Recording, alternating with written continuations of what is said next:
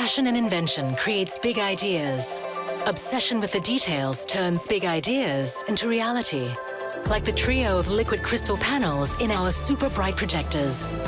Innovation performed with pure brilliance. Interaction conducted in perfect harmony. What customers get out of our products comes from the details we put into them. It's in the details, because details make all the difference in the world.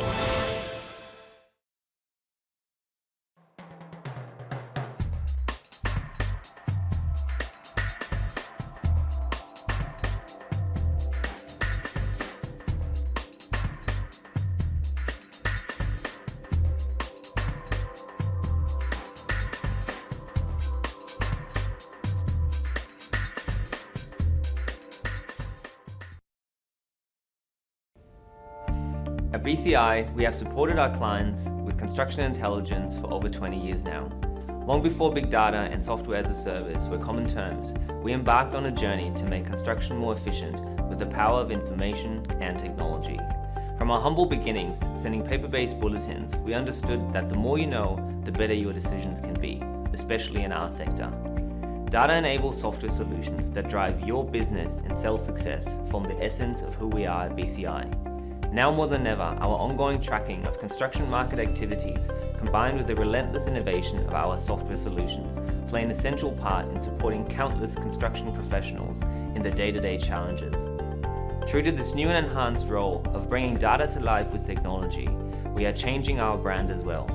From December onward, we will become BCI Central. We are still the same company and team, but as BCI Central, we are moving even closer together with a unified brand and suite of solutions that enable industry players to track and manage, plan and analyze, and engage and network with their peers across the region. Stay tuned for more exciting updates about our new Lead Manager solution in early 2022 as well. And on behalf of the entire team, welcome to the new BCI. Welcome to BCI Central.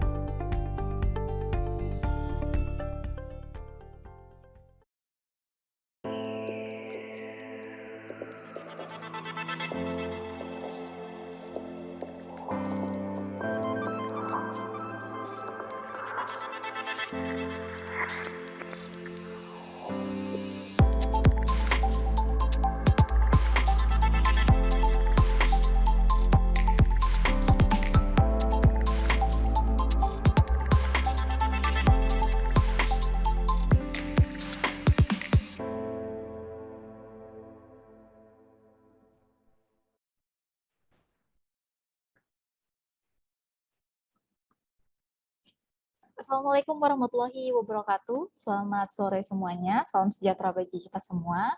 Selamat datang dan terima kasih telah bergabung di IDD Lights ke-5 dengan tema Stimulate the New Innovation to Achieve Customer Business Goal. Perkenalkan, saya Aldea Febrian yang akan memandu acara pada sore hari ini.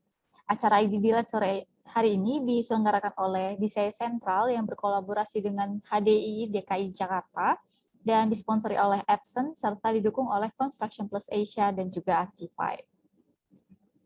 IDD Lights merupakan program kolaborasi dari BCI Central bersama Himpunan Desainer Interior Indonesia DKI Jakarta.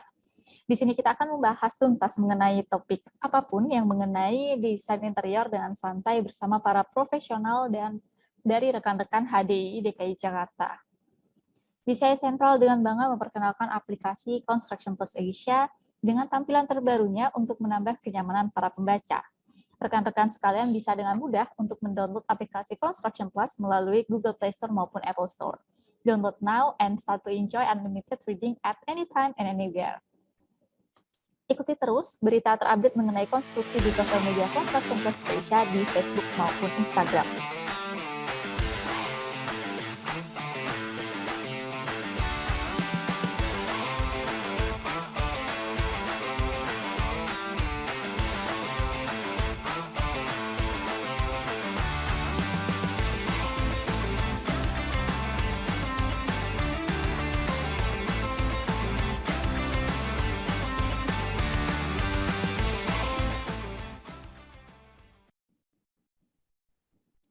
Sebelum diskusi sore hari ini dimulai, saya akan membacakan runtutan acara terlebih dahulu. Yang pertama nantinya akan ada opening speech dari Ketua HDI DKI Jakarta, yaitu Ibu Rina Renville. Lalu selanjutnya akan ada produk presentasi dari Bapak Muhammad Naufal selaku Product Manager Visual Instrument dari Epson. Lalu nanti akan disambung dengan Q&A bersama Pak Naufal. Jadi selama produk presentasi berlangsung, rekan-rekan yang ingin menyampaikan pendapat maupun pertanyaan bisa langsung saja menuliskan di kolom chat beserta nama dan asal perusahaannya. Lalu akan menuju diskusi utama sore hari ini bersama Pak Anton dari BCI Sentral, Pak Agus, dan Ibu Diana. Dan di akhir acara nantinya akan ada pengumuman 5 pemenang lucky draw yang berhak mendapatkan OVO senilai Rp100.000 dan 1 buah grand prize Black Decker Drip Coffee Maker Digital. Sebagai reminder, bagi rekan-rekan yang hadir pada sore hari ini, dimohon untuk mematikan video maupun mikrofon selama berlangsungnya acara. Baik, langsung saja mari kita simak opening speech dari Bu Rina Renville selaku Ketua HDI DKI Jakarta. Untuk Bu Rina kami persilahkan. Terima kasih Mbak Aldea, salam sejahtera semua, selamat sore, selamat bergabung kembali di IDD Live, program kolaborasi HDI DKI Jakarta dengan BCI Asia. Dan program kolaborasi ini sangat menarik dan sangat inspiratif ya. Kita sudah edisi kelima di tahun 2022 ini. Mudah-mudahan program kolaborasi ini terus bergulir ya bersama-sama dengan BCI Asia, dan tentunya terima kasih untuk Epson kali ini. Untuk sesi terakhir ini sangat menarik dan sangat istimewa. Kita akan bicara mengenai desainer interior yang kita semua sudah appreciate ya, sangat apresiasi sekali mengenai inovasi-inovasi proyeknya, khususnya museum, exhibition, public, commercial, retail, dan F&B. Kita punya judul dan tema tentang stimulate the new innovation to achieve customer business goal. Jadi tema ini menarik, khususnya untuk Epson juga yang kali ini selalu bertahan dan maju terus ya di tengah kondisi pandemi ini, mengenai inovasi-inovasi baru khususnya untuk bisnis F&B dan exhibition dan museum. Nah, sekali lagi terima kasih untuk Mbak Diana Nazir dan Mas Agus, yang kedua ini adalah member dari HDI DKI yang selalu terus support dan mendukung juga program HDI DKI dan terus berkarya di profesi interior. Sekali lagi terima kasih untuk bergabung. Salam sejahtera buat semuanya. Sukses. Oke, terima kasih Bu Rina. Selanjutnya mari kita simak langsung produk presentasi dari Epson oleh Pak Muhammad Naufal selaku Product Manager Visual Instrument. Selama produk presentasi ini berlangsung, rekan-rekan jika ada pendapat maupun pertanyaan bisa langsung menuliskan di kolom chat, karena nantinya setelah sesi produk presentasi kita akan membacakan langsung pertanyaan-pertanyaan dari rekan-rekan semua. Selain itu juga saya ingin menginformasikan untuk nantinya bisa mengisi feedback form yang telah kami informasikan nantinya melalui kolom chat. Baik, Pak Naufal. Selamat sore. Sore. Oke, baik Pak. Silakan. Suara saya jelas ya? Ya, aman Pak. Oke, terima kasih. Izinkan saya share screen terlebih dahulu. Oke, sudah terlihat dengan jelas screen-nya? Sudah Pak, silakan. Terima kasih. Selamat sore. Assalamualaikum warahmatullahi wabarakatuh.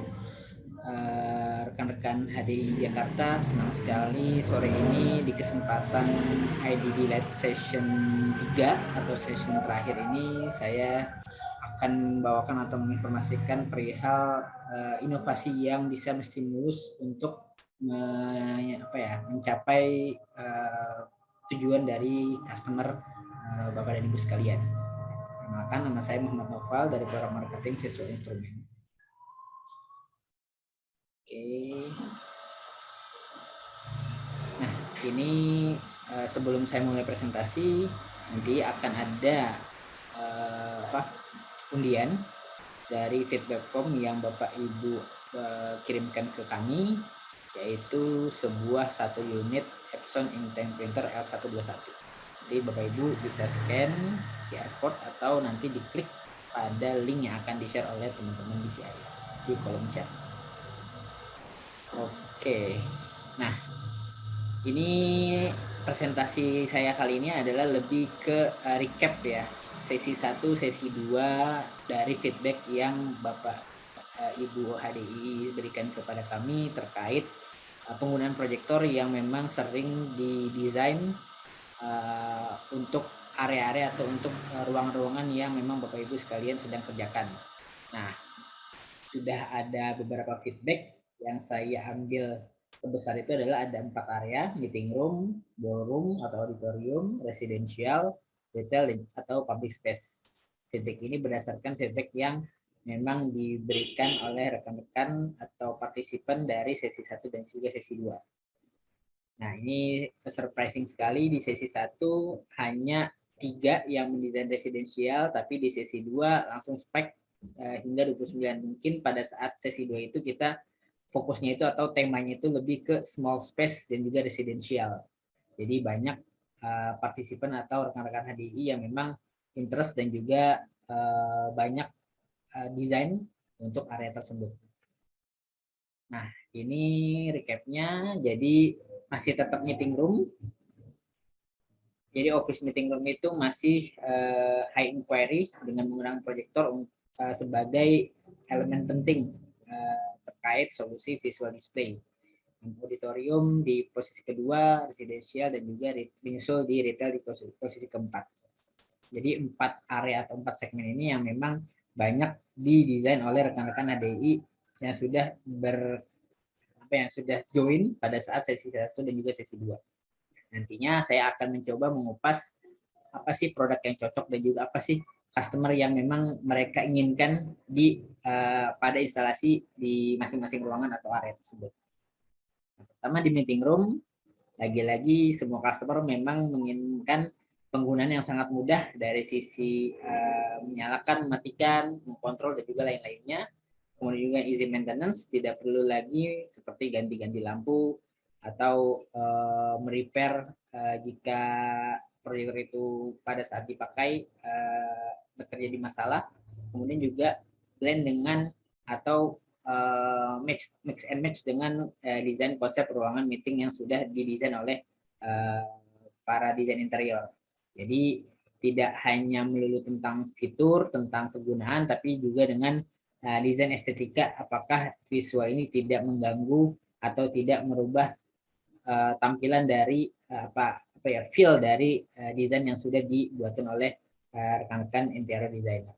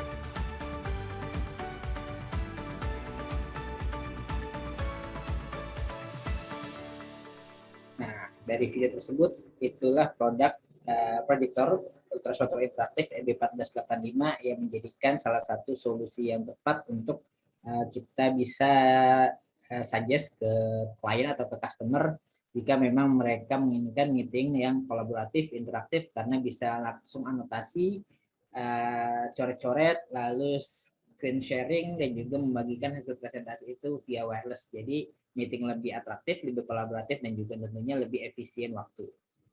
Nah, ini proyektor Epson Interactive Projector untuk collaborative meeting. Jadi proyektor EB1485 dan juga line up lainnya itu bisa melakukan share dan juga input dari beberapa device, kemudian juga bisa langsung video conference secara real time, dan juga secara desain tidak perlu lagi menggunakan material atau screen tambahan. Jadi bisa ditembak atau diinstall ke wall atau dinding di ruangan meeting tersebut. Dan juga untuk ketahanan dan juga kecerahan menggunakan laser light source dan teknologi LCD agar gambarnya itu lebih vibrant dan juga colornya itu lebih cerah. Dan juga karena menggunakan teknologi laser tidak perlu lagi membatasi lampu secara berkala. Nah, kemudian untuk auditorium, apa sih yang memang klien atau customer butuhkan yang juga inginkan untuk instalasi visual di ruangan auditorium atau ballroom mereka? Pertama, pastinya dengan screen yang besar, mereka tidak ingin ada ada distraksi yang seperti bezel atau garis-garis yang ada di visual display mereka. Kemudian juga gambarnya besar dan cerah walaupun di area atau di ruangan yang cerah, dan juga maintenance-nya mudah. Nah, ini adalah line up dari proyektor Epson untuk solusi auditorium. Jadi memang kita mengusung proyektor yang high lumens atau high brightness dari 6.000 lumens hingga 30.000 lumens. Jadi dengan proyektor yang high lumens ini kita dapat menunjang atau menghasilkan gambar yang cerah, yang yang bisa dapat terlihat jika kita install di ruangan auditorium yang skalanya cukup besar. Nah, untuk untuk fitur-fiturnya, jadi bisa menghasilkan gambar hingga 1000 inch dan juga bisa disatukan antara satu proyektor dengan proyektor lainnya dengan menggunakan fitur edge blending. Jadi kita bisa menggabungkan gambar dari 3 proyektor menjadi satu kesatuan gambar agar gambarnya itu lebih besar dan juga lebih luas lagi cakupannya. Kemudian juga instalasinya fleksibel karena Epson menyediakan range lensa yang cukup banyak, dari mulai lensa ultra short throw yang dengan tembak jarak dekat bisa menghasilkan gambar yang besar, dan juga lensa long throw, jadi dengan jarak yang sangat jauh bisa menghasilkan gambar yang stable dan juga vibrant. Nah, kemudian karena menggunakan teknologi 3LCD dan juga laser light source, secara durability kita mampu menghasilkan atau mencapai umur lampu hingga 20.000 jam tanpa harus mengganti lampu secara berkala. Nah, kemudian yang residensial. Pertama itu mungkin banyak yang masih memikirkan bahwasanya kalau kita menggunakan proyektor di rumah butuh screen tambahan. Kemudian image-nya itu atau hasil gambarnya itu mau yang terang walaupun di area atau di ambient light yang cukup terang, seperti di ruang tamu, di ruang keluarga. Jadi mereka yang tidak mau mematikan lampu tapi tetap mendapatkan hasil gambar yang terang. Kemudian banyak sekali sekarang tren yang rumahnya minimalis tapi ingin menikmati tayangan-tayangan seperti di bioskop seperti pada umumnya. Jadi rumahnya minimalis, ruangan yang terbatas, jarak tembak yang terbatas, tapi ingin menghasilkan gambar yang cukup besar. Nah, ini adalah advantage menggunakan proyektor dibandingkan TV. Jadi kalau misalkan TV itu posisinya fix, dia tidak bisa diubah atau tidak bisa dipindah, bisa namun akan sulit dan juga butuh waktu. Kemudian juga angle-nya itu sangat terbatas. Biasanya itu angle posisi yang paling best untuk menonton TV itu adalah 90 derajat center dari titik TV tersebut. Kemudian juga jika kita punya anak-anak kecil, pastinya akan sangat riskan jika kita taruh TV-nya itu di kredensa atau di meja yang rendah yang dapat dijangkau oleh anak-anak. Dan screen-nya itu fix, jadi kita tidak bisa perbesar dan juga kita tidak bisa perkecil. Namun dengan menggunakan proyektor kita bisa menghasilkan gambar hingga 120 inch. Lalu beberapa line up proyektor Epson sudah menggunakan built-in Android TV, jadi bisa menampilkan saluran Netflix, YouTube dan lain-lain untuk media entertainment, dan bisa ditembak tanpa harus menggunakan screen tambahan. Jadi bisa ditembak ke wall, solid wall atau wall yang ada di ruangan tamu atau ruang keluarga di rumah tersebut. Dan juga sudah built-in speaker, jadi tidak perlu lagi menambahkan speaker tambahan untuk menghasilkan gambar yang suara yang bagus. Nah, ini simulasi untuk penggunaan residensial dengan ultrasonic projector mampu menghasilkan gambar yang sangat besar 120 inch dengan jarak tembak yang cukup dekat. Bisa diintegrasikan dengan audio video setup, lalu juga full entertainment karena sudah built-in dengan Android TV.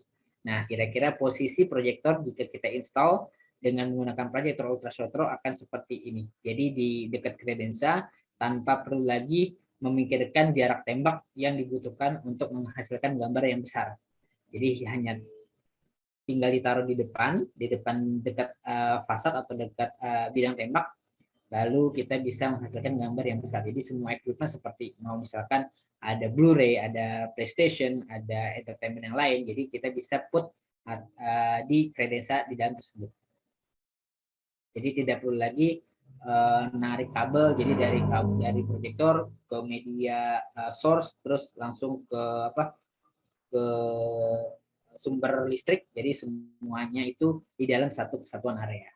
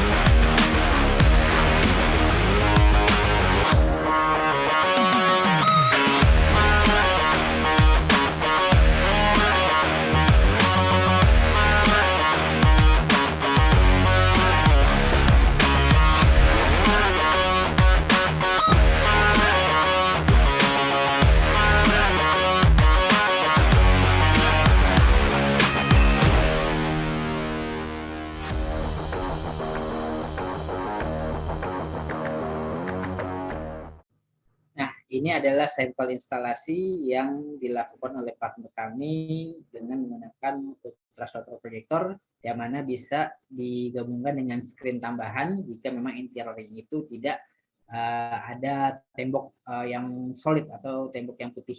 Jadi bisa ditaruh di depan, di dekat screen untuk menghasilkan gambar yang besar. Nah, bisa juga tanpa screen, langsung ke wall, bisa menghasilkan gambar yang sangat besar untuk jarak tembak yang sangat dekat. Jadi hanya membutuhkan sekitar jarak tembak sekitar 50-60 cm, bisa menghasilkan gambar hingga 120 inch. Kemudian yang segmen terakhir yang keempat itu adalah retail. Jadi projection itu bisa digunakan atau bisa dilakukan ke berbagai macam surface atau bidang.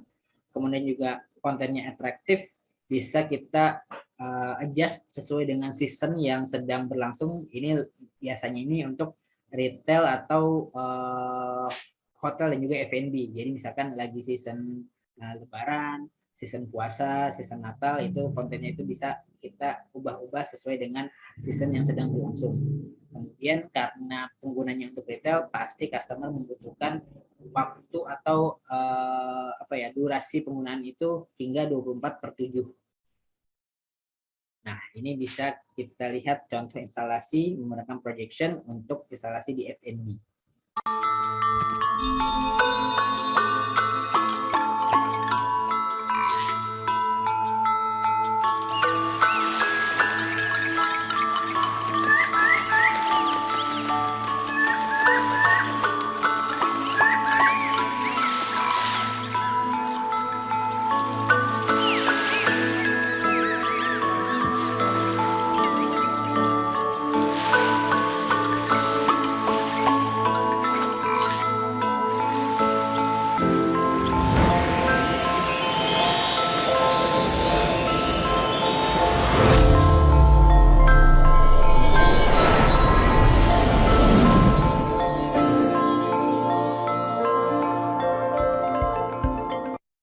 Jadi penggunaan proyektor bisa kita implementasikan sebagai media baru,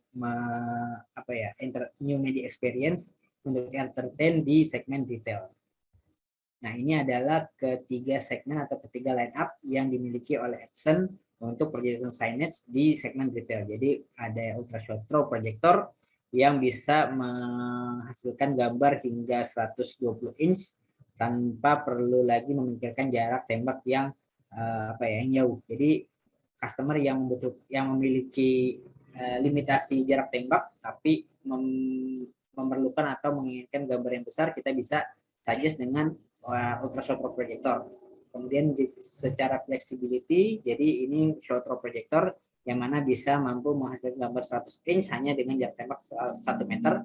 Nah, ini ada ketiga normal projector yang didesain memang untuk lebih ke mix and match dan juga masuk ke interior design yang ada di area tersebut. Jadi desainnya seperti spotlight yang mana bisa dipadu-padankan dengan interior yang ada di ruangan tersebut. Nah, untuk yang EBW50, yang U50 ini satu-satunya proyektor untuk projection signage yang memiliki atau menggunakan sumber cahaya lampu. Jadi untuk segmen yang memang membutuhkan atau customer yang memiliki budget concern, tapi menginginkan suatu instalasi dengan projection signage seperti itu. Nah, ini adalah advantage dengan menggunakan proyektor untuk signage. Jadi tidak perlu lagi tidak menghasilkan gambar yang petak atau rectangular. Jadi menggunakan proyektor bisa kita customize dengan gambar-gambar atau animasi sesuai dengan konten yang kita olah. Kemudian juga bisa diproyeksikan ke berbagai macam surface karena line up proyektor signage ini sudah memiliki atau menggunakan sumber cahaya laser, jadi bisa ditembak ke wall, ke floor, dan juga ke plafon. Nah, juga secara konten kita bisa dengan mudah memasukkan konten tersebut sesuai dengan tema dan juga message yang akan kita tampilkan di area tersebut. Nah, ini adalah kontak untuk menanyakan untuk rekan-rekan HDI sekalian. Jadi ada Pak Ardian sebagai produk marketing di divisi proyektor dan juga ada saya Muhammad Noval. Jadi ini kontak kami berdua jika Bapak Ibu memerlukan bantuan mana proyektor yang memang sesuai untuk kebutuhan meeting room, auditorium, residensial, dan juga retail. Terima kasih presentasi dari saya. Saya kembalikan ke Mbak Alia. Oke, terima kasih Pak Noval. Atau ini PPT-nya bisa di back yang tadi aja Pak. Nah, ini. Jadi nanti kalau misalnya teman-teman yang membutuhkan informasi bisa langsung kontak ke Pak Ardian ataupun Pak Noval langsung. Oke. Nah, sekarang mungkin kita bisa baca-baca pertanyaan ya Pak ya. Oke, mungkin yang dari awal. Belum dijawab sepertinya. Kayaknya ada rekan saya Ardian juga yang bantu menjawab. Oke, ini udah dijawab Pak Ardian. Ada yang ini pertanyaan yang mana nih? Layer screen khusus projector. Oh, yang paling atas sudah terjawab ya. Oke. Ini dari Pak Alvin Wahyu. Ini kan, apakah proyektor Epson bisa menampilkan gambar beresolusi 4K? Apakah recommended bila untuk bermain game? Selain itu, apakah warna tembok berpengaruh dengan tampilan gambar yang dihasilkan? Untuk game nih, Pak. Terima kasih Pak Alvin untuk pertanyaannya. Untuk resolusi 4K, kami memiliki satu line up untuk home theater atau home cinema sudah memiliki resolusi 4K. Nanti modelnya saya akan chat di kolom chat Pak Alvin. Modelnya itu EWH LS 12000B. Jadi model tersebut sudah resolusi 4K, bisa menghasilkan gambar dengan pixel setara 4K, Pak. Dan juga untuk recommended bermain game, nanti saya coba cek frame rate-nya, karena kan kalau untuk game itu kita biasanya itu melihat dengan frame rate yang dimiliki oleh proyektor tersebut, apakah sudah cukup misalkan di resolusi Full HD sudah 120 fps atau masih 60 fps. Nah, itu bisa itu saya akan cek frame rate yang dimiliki oleh Epson EHLS 12000B apakah recommended. Nah, untuk warna tembok yang berpengaruh itu sih Pak, mungkin berpengaruh juga Pak. Jadi kalau tembok yang memang, jadi apa ya, tergantung dari penggunaan dari si proyektor. Misalkan nih, kalau untuk penggunaan meeting room, seperti showing presentation, showing Excel, itu kita rekomendasikan ke warna solid putih Pak, white.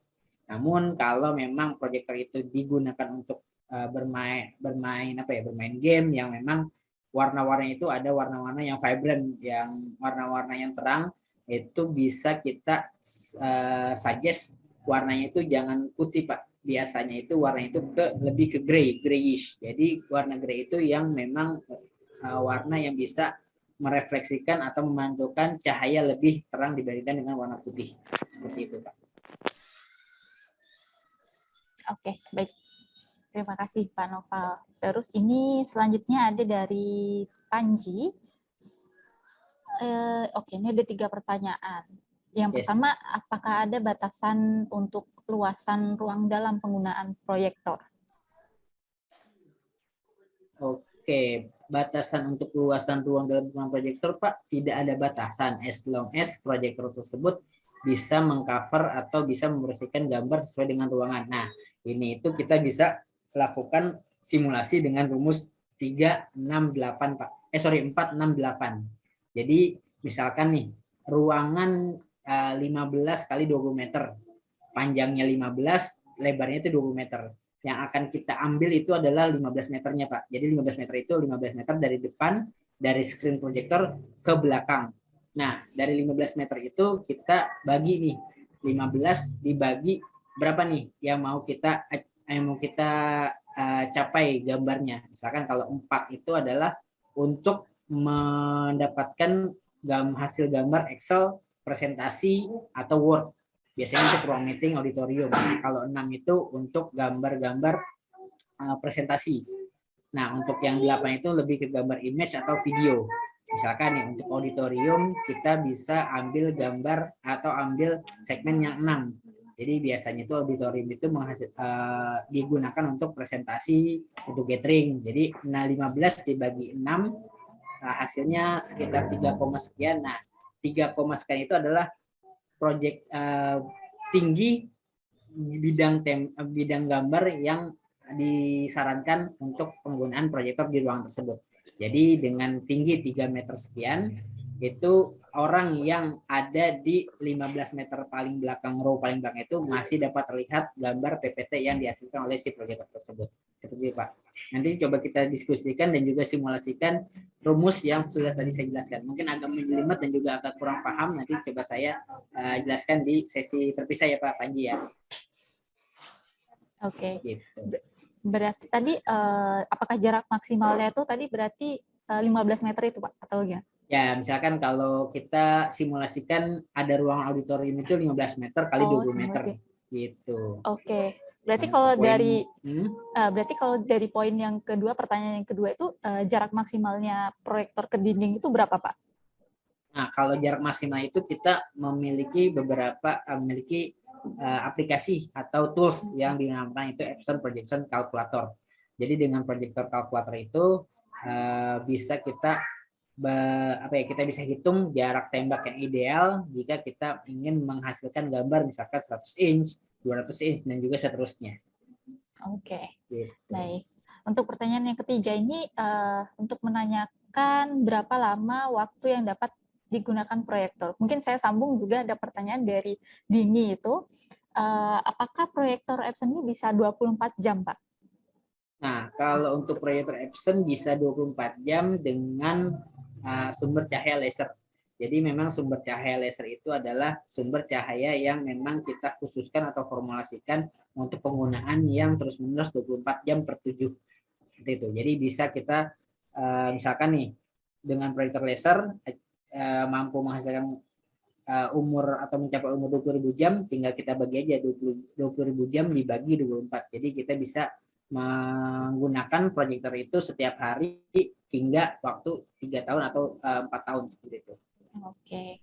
Berarti masih possible ya Pak kalau misalkan Masih memang possible. digunakan 24 jam. Oke. Baik, ini ada dari Rahmat Hidayat. Proyektor Epson ini apakah sudah ada yang memakai renewable energy atau alternatif listrik yang ada sekarang? Mungkin apakah dari produk Epson ini ada yang sudah menggunakan Pak? Kalau untuk saat ini belum sih Pak, Oke. karena proyektor Epson ini yang paling kecil itu brightness-nya itu 1000 lumens, masih menggunakan atau masih memerlukan sumber daya listrik. Jadi belum ada yang menggunakan baterai atau misalkan sumber cahaya langsung dari sinar matahari atau sumber terbarukan gitu Pak ya. Oke, baik Pak.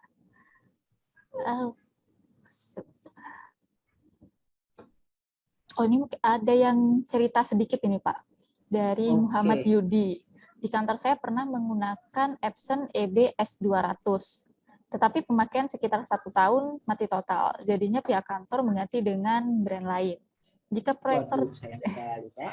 jika proyektor tersebut diperbaiki di Epson Center, mungkin di sekitaran area sekitarnya ya memang, hal apa aja yang bisa diklaim bila masih ada garansi? Dan dari masa garansi setelah perbaikan, berapa hari atau bulan yang diberikan pihak Epson terhadap garansi setelah perbaikan tersebut?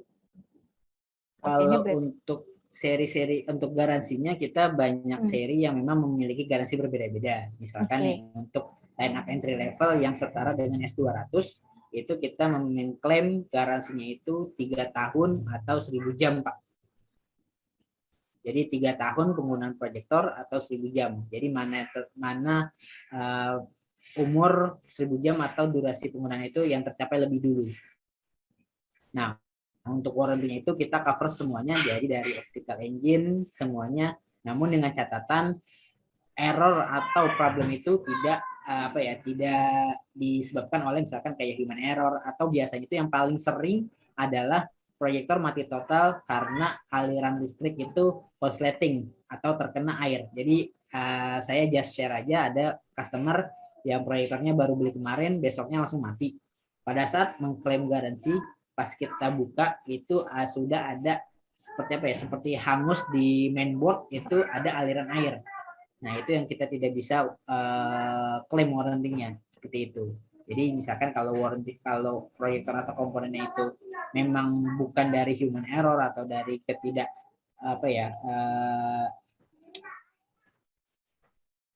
atau dari elemen-elemen yang bukan dari sumber dari proyektor tersebut, itu kita masih bisa klaim garansi Pak. Gitu. Nah, untuk waktu perbaikan itu depends on item atau part-part yang ketersediaan. Tapi untuk proyektor selevel entry level seperti S200 dan kawan-kawannya itu, ini tipenya udah lama banget Pak. S200 sekarang itu sudah ada SE500 Pak. Ini 3600 lumens, jadi 2022 ini sudah ke 500, jadi udah lompat berapa tuh? Lompat 3. Udah 300, 400, udah ke 500 Pak. Nah, itu juga depends dengan part yang ketersediaan. Tapi untuk yang seri entry level ini kita memang karena produk ini runnya cukup tinggi, jadi kita sediakan spare part yang ready di Epson Service Center. Gitu. Oke, baik. Mungkin bisa dicoba terlebih dahulu ya Pak ya untuk diperbaikin. Iya. Gitu. Oke. Tapi kayaknya itu udah nggak garansi ya, karena itu S200 itu 2012 kalau nggak salah deh. Udah atau jauh. 2014 ya. Oke, baik. Selanjutnya ini ada dari Chris Nugroho. Proyektor Epson apakah memiliki sensor proximity terhadap perubahan suhu ruang dan getaran vibrasi suara? Dan sejauh ini produk proyektor Epson apakah tersedia referensi tersendiri penggunaan warna yang lebih artistik dan comfort untuk meeting room? Oke, untuk yang pertanyaan nomor 1 belum ada Pak. Namun kita bisa integrasikan dengan equipment tambahan. Misalkan ada equipment mungkin yang kita bisa integrasikan dengan equipment AV yang lain. Jadi ada port-port yang memang sudah aktif seperti Extron, Vestron, itu bisa kita aktifkan di proyektor tersebut. Namun dengan model yang memang model-model terpilih Pak dari proyektor Epson tersebut. Untuk yang suhu ruangan dan getaran vibrasi belum ada yang built-in dari proyektor tersebut Pak. Seperti itu. Nah, sejauh ini proyektor yang tersedia referensi tersendiri, penggunaan warna yang lebih artistik dan comfort untuk meeting room. Kalau untuk meeting room kan kita bisa ambient light-nya kan juga beda-beda nih Pak. Nah, kita di website resmi Epson itu ada namanya itu aplikasi untuk brightness calculator Pak. Jadi kita bisa mendapatkan hasil atau proyektor yang cocok jika kita memiliki ruangan yang luxnya sekian. Jadi misalkan kita tinggal pilih ambient luxnya sekian, proyektor itu mau ditembakkan berapa kali berapa, nah kita bisa berikan suggestion brightness berapa yang memang secara secara spek dan juga secara kecerahan itu proporsional untuk ruangan meeting dengan ambient light sekian Pak, seperti itu. Baik. Ini ada yang tanya tentang hal printer nih Pak, untuk sistem integrasinya. Dari Ardi PT Spin, terkait fitur, apakah ada fitur yang terintegrasi antara printer Epson dengan smartphone, ataupun PC atau laptop dalam bentuk software aplikasi? Nah, kalau untuk printer, mohon maaf saya belum bisa menjawab detail, tapi untuk yang integrasi, ada printer yang memang sudah memiliki connection direct print, Pak. Jadi kita bisa langsung melakukan cetak dokumen tanpa harus lagi mengkoneksikan dengan kabel dari printer ke laptop. Jadi misalkan kalau dulu kan kita harus kirim email ke laptop, terus jadi ini pengalaman dulu ya, mungkin bapak-bapak ibu-ibu sering juga pada saat waktu kuliah skripsi kita mau kirim file, kata abangnya itu aja kirim lewat Bluetooth atau kirim lewat WiFi, seperti itu kan, ke komputer yang ada di warnet tersebut atau ada di tukang cetak tersebut. Nah, tapi dengan printer Epson yang sudah direct print, kita bisa langsung melakukan cetak dokumen tanpa harus mengirimkan file tersebut ke laptop. Jadi dengan menggunakan aplikasi iPrint, Pak. Jadi kita buka aplikasi iPrint, kita koneksikan printer tersebut ke handphone melalui aplikasi iPrint, lalu kita bisa langsung direct print tanpa harus mengkoneksikannya itu dengan menggunakan kabel, Pak. Jadi semua serba wireless. Oke. Mungkin ini pertanyaan terakhir, tapi ini kayaknya masih nyambung ya Pak, pertanyaan yang tadi tuh mengenai yang telah menggunakan Epson EB S200. Cuman ini pertanyaan dari orang lain, dari Jopi Tommy Rompas. Ini berapa lama dikeluarkan atau dibuat antara series proyektor yang lama lalu ke series proyektor yang baru gitu ya? Karena saat mau servis kadang dijawab barang itu sudah discontinue. Oke, Mbak. Kalau untuk berapa lamanya, ini setiap range proyektor itu memiliki masa rilis atau masa eksis di market itu berbeda-beda. Ada yang 3 tahun, ada yang 4 tahun. Jadi tergantung segmentasenya, Mbak. Untuk proyektor misalkan yang high brightness untuk auditorium itu bisa hingga 5 tahun ke atas, Pak.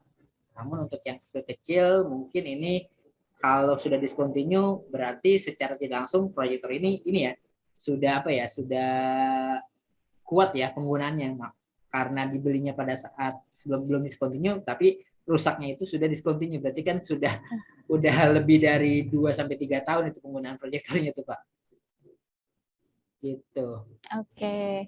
Baik, terima kasih Pak Noval. Sepertinya beberapa pertanyaan ini sudah kita jawab, cuman mungkin tidak semuanya. Ya, karena nanti keterbatasan kita coba waktu. jawab via chat. Iya. Oke, baik.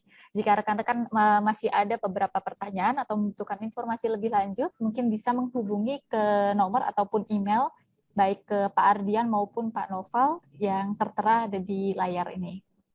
Sekali lagi terima kasih untuk produk presentasinya dari Pak Noval dan jawaban-jawabannya.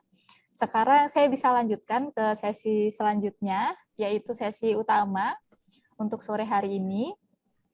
Dan sebelumnya saya akan memperkenalkan terlebih dahulu moderator pada sore hari ini, yaitu Pak Anton Adianto dari Publishing DCI Central. Pak Anton nantinya akan memandu acara IDD Lights kelima dengan tema Stimulate the New Innovation to Achieve Customer Business Goal yang berkolaborasi dengan HDI DKI Jakarta dan disponsori oleh Epson serta didukung oleh Construction Plus Asia dan juga Archify. Sebelum itu, saya juga mau mengingatkan terlebih dahulu rekan-rekan untuk bisa mengisikan feedback form yang sudah kami informasikan melalui kolom chat. Mungkin nanti akan kita berikan linknya sekali lagi. Oke. Karena nantinya di akhir acara akan ada kesempatan untuk memenangkan grand prize dari Epson, yaitu printer L121. Baik, langsung saja kepada Pak Anton, dipersilahkan.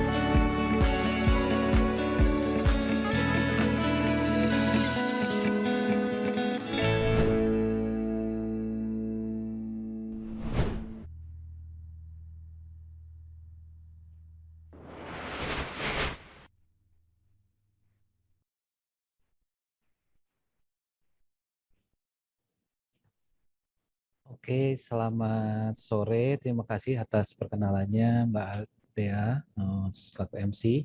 Selamat sore, semoga semua dalam keadaan sehat. Perkenalkan, saya Anton Adianto dari BCI Central Publishing.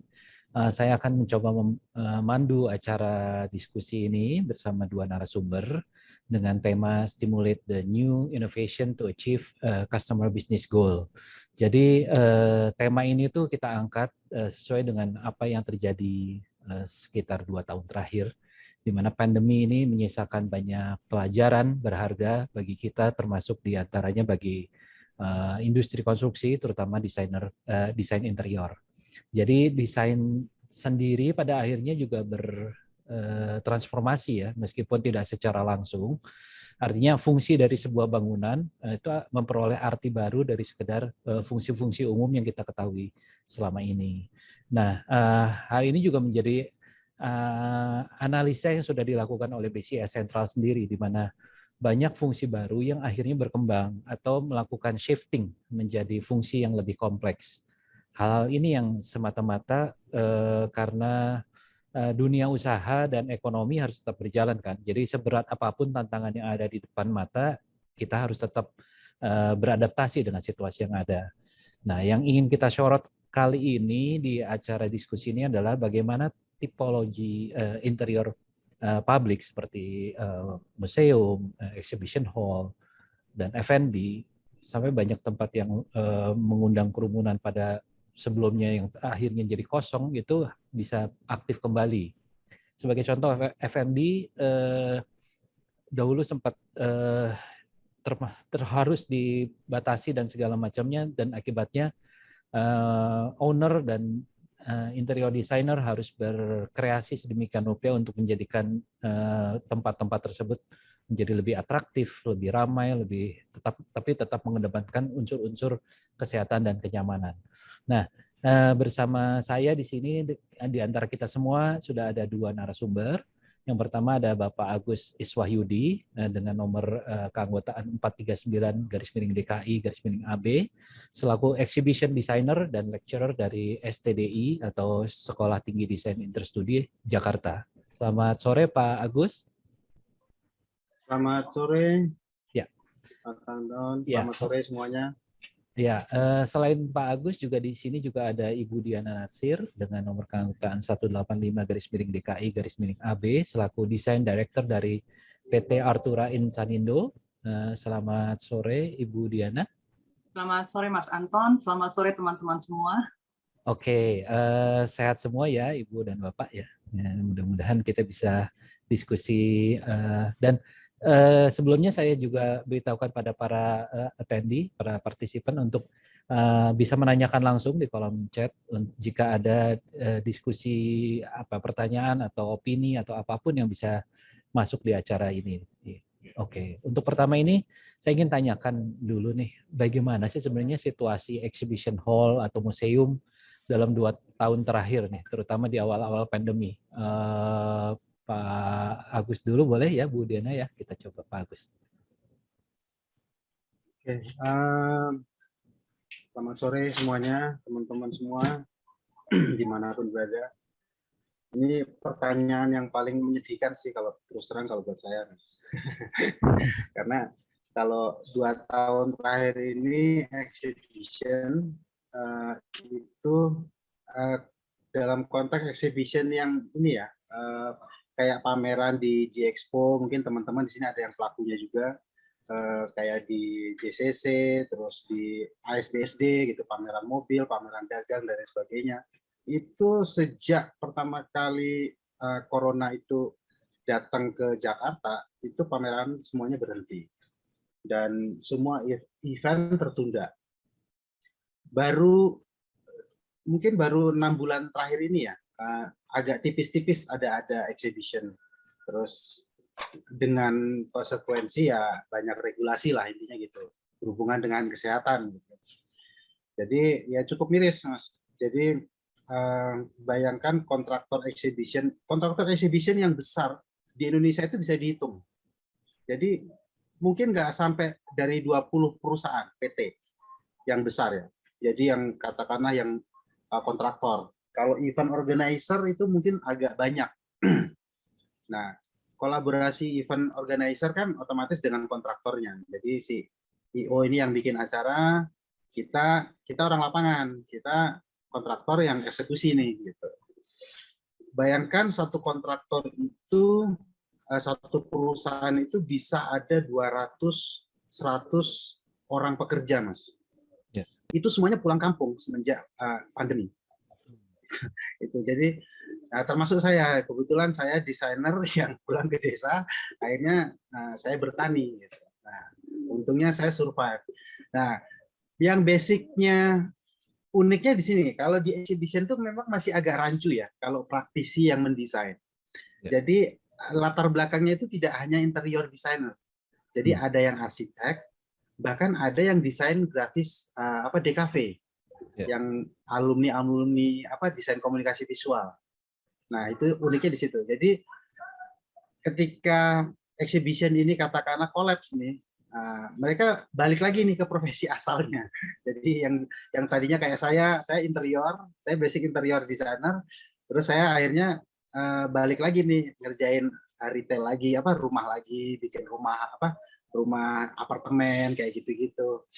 Terus yang arsitek mungkin dia balik lagi gambar gedung seperti itu. Yang tadinya grafis balik lagi ke kerjaan semulanya kayak gitu. Jadi yang pelaku di exhibition ini unik, jadi banyak yang nyamar gitu. Jadi akhirnya ya udahlah, ketolongnya di situ. Nah, berharap banget sih ada event. Terakhir saya yang agak bikin positif itu ketika PON, yang PON kemarin di Papua. Itu meskipun penontonnya juga tidak ada, tapi kan acaranya lumayan luar biasa ya waktu itu ya. Wah itu kan exhibition kan MICE kan, jadi wah ini ada harapan nih gitu, maksudnya sudah mulai normal kembali, itu aja sih harapan. Nah sejauh ini ya itu Mas, jadi kita survive nih, kayak tokoh hero nih, kalau lagi nggak ada masalah nih di kota tuh kita pulang kampung gitu, ibaratnya gitu. Ya, oke Pak Agus. Jadi sebenarnya ada situasi yang memang mengubah ya dari apa yang terjadi ini. Kemudian gimana Bu Diana kalau misalnya dari sisi Ibu sendiri? Oke, benar banget yang diomongin Mas Agus ya. Memang benar-benar semua tiarap ya. Kebetulan kalau saya kan ada di firma desain untuk interior ya.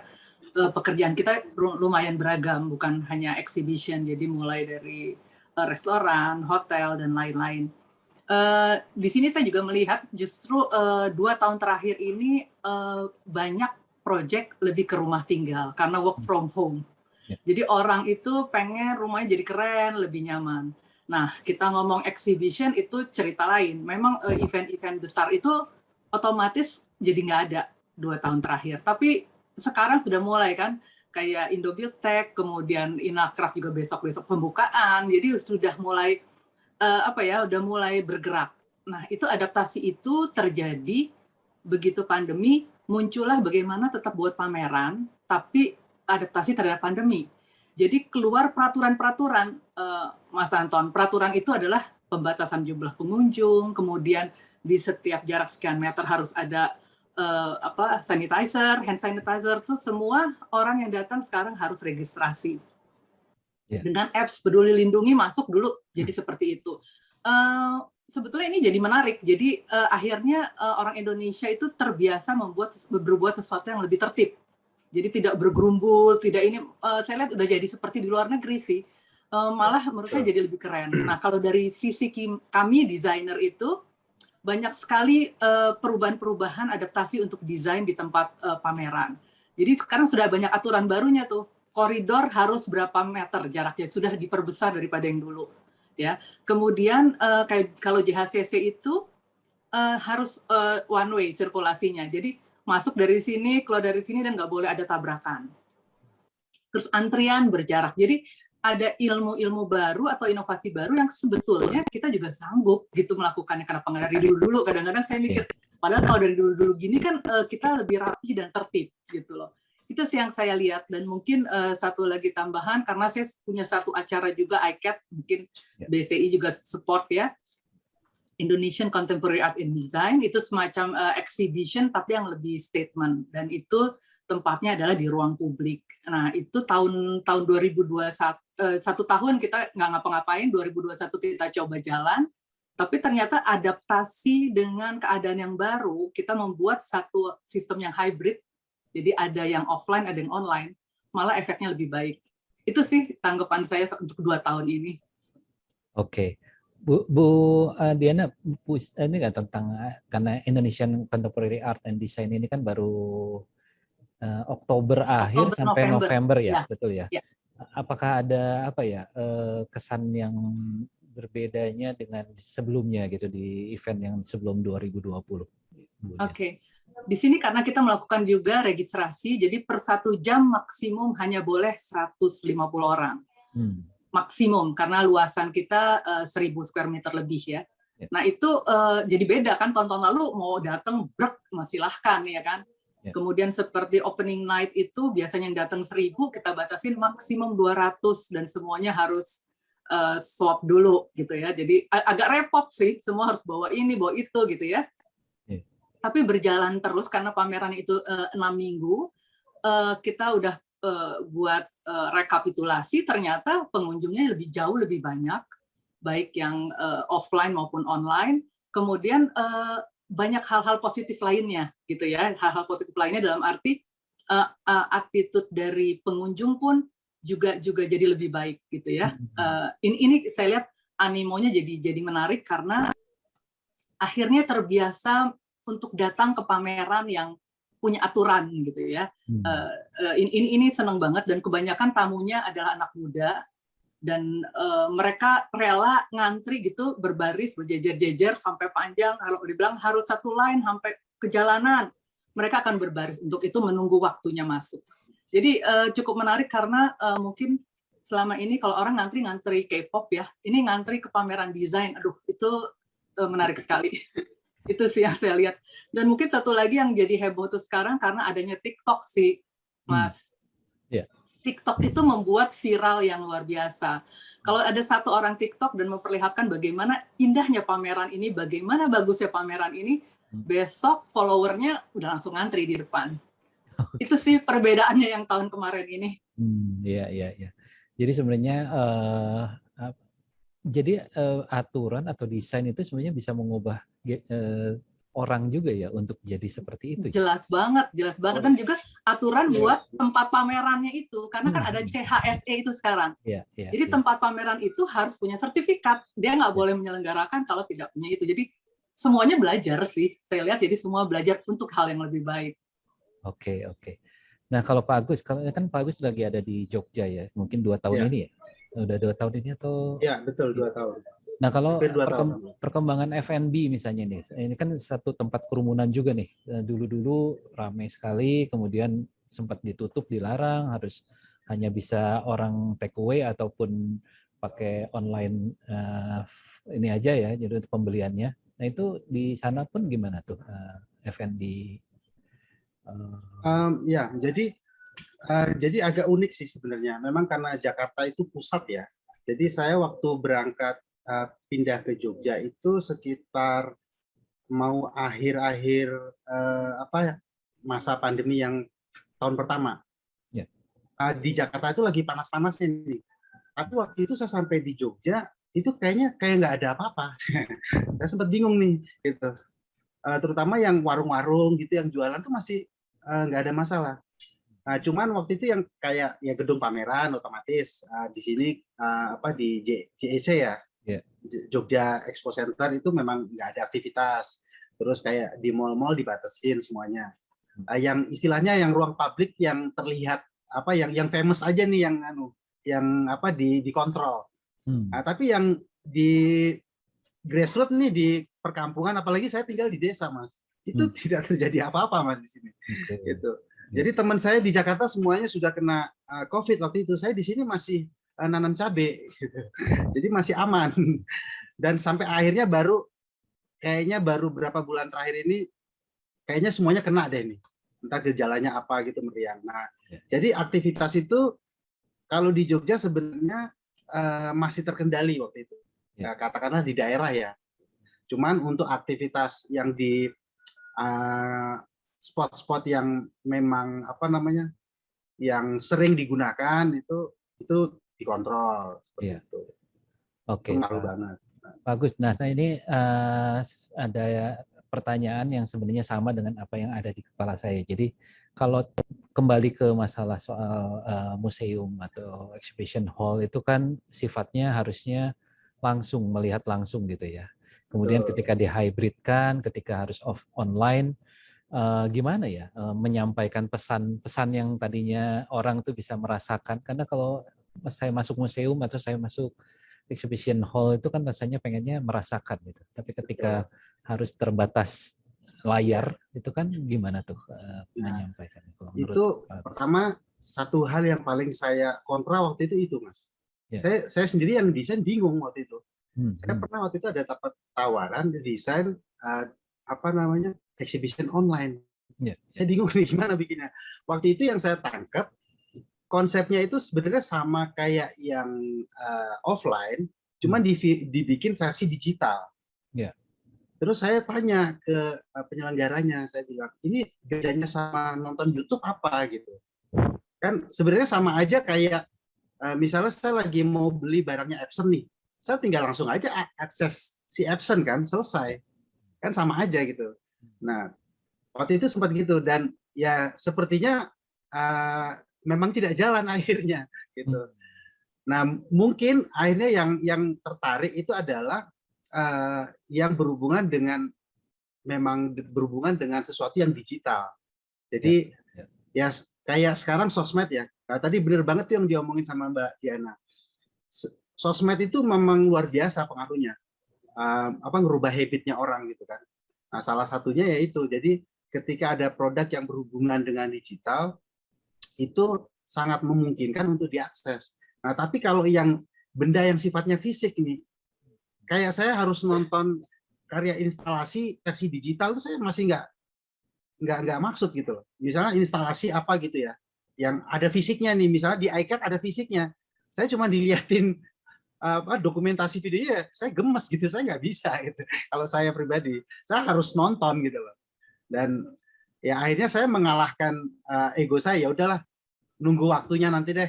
Kalau sudah normal lagi, saya akan datang ke iCAD, saya akan nonton gitu. Paling begitu. Itu memang trouble banget buat saya. Nah, paling kayak lebih ke acara-acara yang sifatnya konseptual, yang misalnya si senimannya menceritakan tentang produknya, tentang karyanya, nah itu malah lebih dapat kalau saya ya, daripada harus ditontonkan sesuatu yang tadinya ada offline-nya terus dibikin digital, terus kita dioprak-oprak kayak nonton animasi gitu. Gitu. Itu PR banget emang. Mungkin itu yang menyebabkan Bu Diana nggak buka 1 tahun ya untuk iCAD dan tapi apakah karena iCAD itu kan pameran yang sifatnya statement ya untuk Ya, itu. Tapi kalau yang trade gimana Bu Diana? Apakah memang sama juga? Ya, mungkin saya punya pengalaman yang agak beda karena kebetulan kami mendapat tugas untuk mendesain dan mengkurasi salah satu pameran yang sifatnya trading dan untuk ekspor ya. Nah, itu juga akhirnya kita buat ada online, ada offline atau hybrid, tapi yang tahun kemarin kita buatnya total benar-benar virtual. Jadi ya, total virtual. Jadi benar sih kata Mas Agus, namanya kita mau beli kriya, mau beli craft gitu loh, mau beli keranjang, kalau nggak lihat ini anyamannya, nggak muter-muterin gitu, megang kan kayaknya aneh ya. Tapi ternyata sekarang itu harus ini, kalau dagang itu yang penting ada pemotretan sebelumnya, pemotretannya itu yang benar-benar 360 itu, jadi atas, depan, belakang, dan lain-lain. Kemudian spesifikasi dan ukuran harus jelas gitu ya, tinggi, besar, dan lain-lain, dan material. Nah, itu ternyata menjadi katalog yang baik buat buyer gitu loh. Nah, jadi ternyata buyer luar negeri ini, karena ini buat ekspor ya, bukan buat pasar di lokal, cukup dengan katalog itu dia bisa melakukan transaksi. Ya gitu ya. Jadi kemarin itu ada terjadi lumayan di luar dugaan juga. Buyer itu tidak datang ke Indonesia, dia melihat katalog virtual yang dibuat, yang kami desain seperti itu, ternyata transaksi yang terjadi lumayan besar. Nah, jadi mungkin ada gerakan sedikit ke arah situ ya. Jadi di mana transaksi yang secara virtual itu ya kayak kita belanja online lah. Kan kita kadang-kadang ngelihat mau beli ini, beli itu kan kita tetap apalagi cewek-cewek ya, beli baju, beli apa tuh kan dia nggak nyoba, nggak megang gitu ya. Tapi tetap terjadi. Dan ini juga ternyata ada pergeseran, beberapa hal itu terjadi dengan transaksi yang cukup luar biasa gitu loh. Itu sih kemarin catatan saya, karena saya alhamdulillah berkesempatan mendesain untuk trading untuk ekspor, itu aja sih. Iya, iya. Oke, kalau kembali ke iCAD Bu Diana, mungkin Ibu ada yang ingin sharing ya untuk foto atau Oh ya, boleh. Boleh sebentar. Sudah dikirimkan ke ya. Yang iCAD yang pertama ya. Nah, ini ya. Oke. Ini hanya beberapa contoh gambar, mungkin di mana satu fungsi ruang bisa berubah melakukan adaptasi dan inovasi. Jadi iCAD ini dipamerkan bukan di white box, bukan di function room, bukan di ballroom, bukan di seperti apa ya ruang-ruang khusus berpameran. Jadi ini adalah hotel yang berfungsi sebagai hotel. Ini adalah gambar lobinya. Kalau dilihat yang kanan bawah itu adalah situasi lobi kalau tidak ada pameran. Keadaan itu normal, ada sofa set dan lain-lain. Tapi gambar yang besar ini pada saat iCAD 6 minggu itu kita ubah desainnya dan setup-nya, di mana kalau dilihat di sini ada beberapa karya seniman dan desainer. Kayak kursi yang ada di sini dengan meja pun karya desainer yang akan dipamerkan mau launching nih desain mereka terbaru. Jadi bukan memakai sofa existing-nya. Kemudian yang putih-putih digantung itu adalah karyanya satu arsitek, Ruby Rusli. Dia membuat satu dia dari tali-tali itu ya. Jadi itu kan menarik sekali ada di situ. Kemudian juga ada satu patung di kiri dan ada satu furnituratan di sebelah kiri. Ini hanya salah satu spot. Jadi kanan atas itu foto yang sama dari mezanin. Kalau dilihat yang di bawah itu keadaan sehari-hari seperti biasanya. Kanan atas itulah pada saat pameran. Kalau dilihat itu ada beberapa karya dan ada juga pedestal yang memamerkan beberapa karya. Jadi adaptasi semacam ini itu sekarang sangat-sangat senang karena orang tidak berjarak ya. Kemudian ini adalah sifatnya merespon ruang existing. Jadi interior designer di sini ini banget nih kerja keras banget. Bagaimana fungsi hotel itu tetap jalan, tapi secara desain kita bisa memamerkan barang-barang itu cocoknya di mana nih? Karena kita harus mengadjust karya-karya itu untuk tidak mengganggu pengunjung dan fungsi hotel tetap jalan. Oke, ada satu lagi dari iCAD, ada gambarnya satu lagi.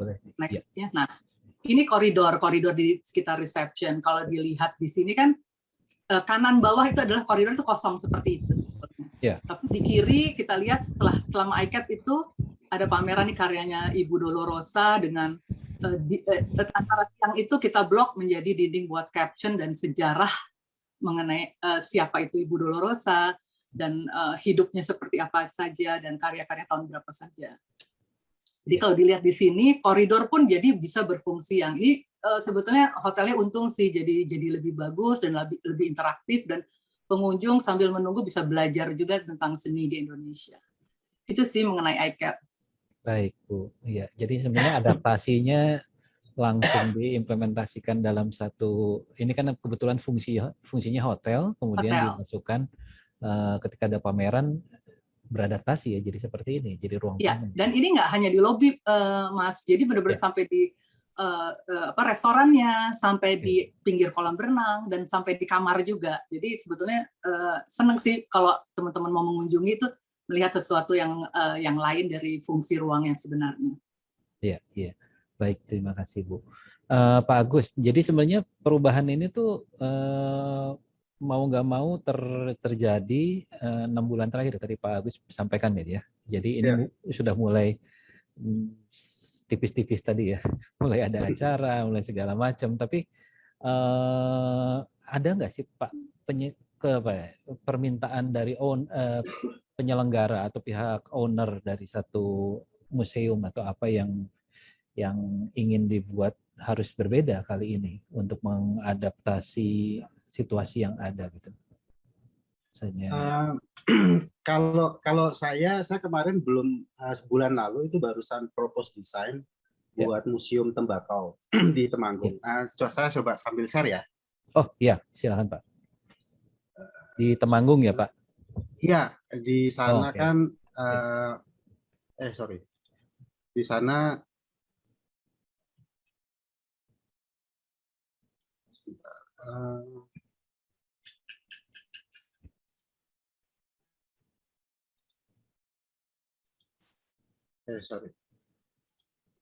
belum tampil ya? Belum Pak. Sebentar. Tadi sudah sih.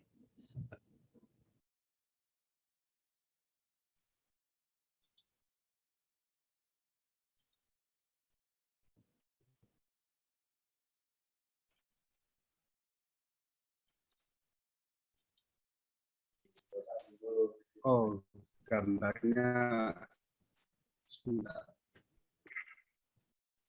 Itu buku Bapak ya? Nah, ada ininya sudah nih. tampil ya. Ada spoiler. Nah, ini Spoiler. ini gimana, masih Mas? masih agak Sudah tampil ya? freeze, Pak. Iya, jadi ini kemarin Kayaknya ada yang bukanya salah. Ini masih blank, Pak. Hitam. Windows-nya mungkin salah pas ini, Pak. Di share screen-nya. Coba di unshare, kemudian coba share screen. Stop dulu share-nya.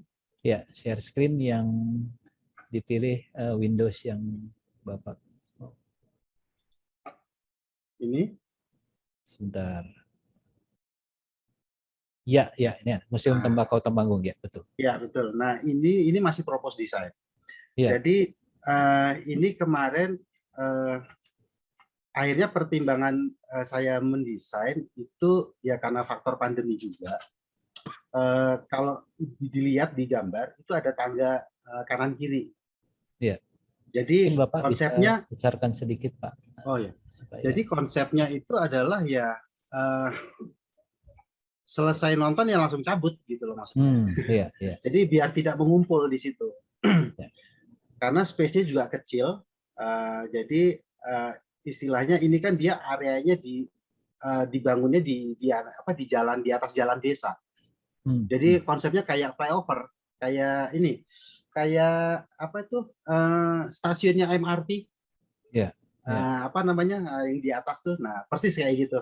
Kayak haltenya MRT. Jadi naik ke atas, lihat-lihat sebentar langsung turun gitu. Karena space-nya juga terbatas. Jadi yang bawah tetap bisa lewat ya Mas Agus ya? Iya, betul. Di bawah itu jalan kampung.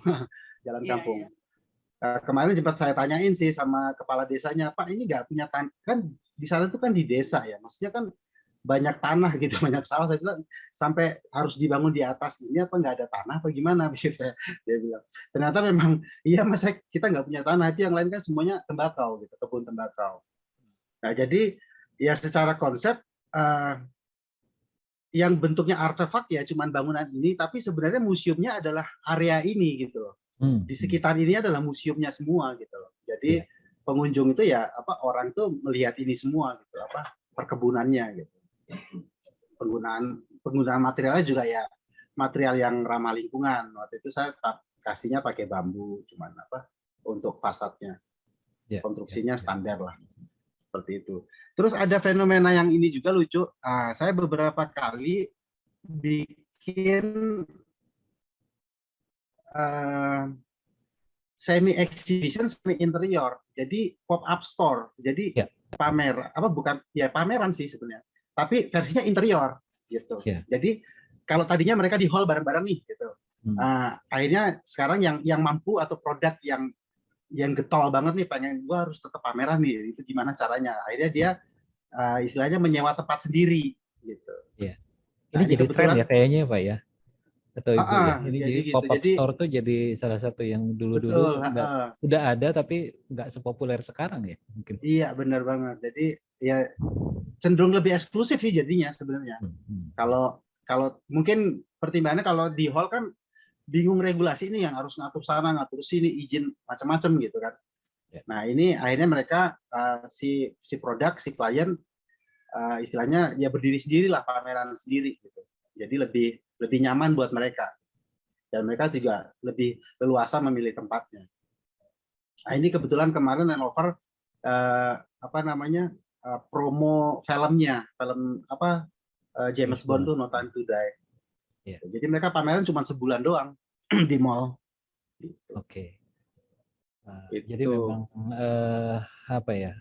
adaptasi yang menurut Pak Agus sampaikan adalah perubahan museum yang tadinya dipikir harus butuh satu atau pameran yang harus satu hall bisa diperkecil jadi satu pop-up store yang mungkin ukurannya juga nggak terlalu besar. Iya, kecil sekali. Oke. Nah ini saya sebenarnya ada ini. Jadi kami itu ada kompetisi Pak dan Ibu Diana. Jadi kompetisi BCI Asia Interior Design Award. Sekarang ini masuk tahap screening menuju penjurian gitu.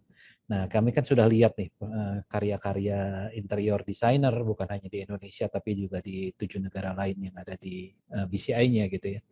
Rata-rata banyak yang memasukkan karya itu yang ini 2 tahun terakhir sih, 2 fungsi berbeda menjadi satu typography yang kita kenal sebagai ruang pamer misalnya, atau museum atau resto gitu.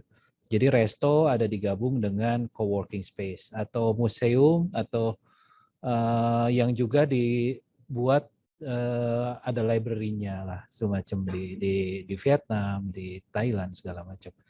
Apakah ini artinya mewakili inovasi para desainer interior ya dalam memfasilitasi keinginan owner atau klien dengan situasi yang ada seperti ini, Bu Diana?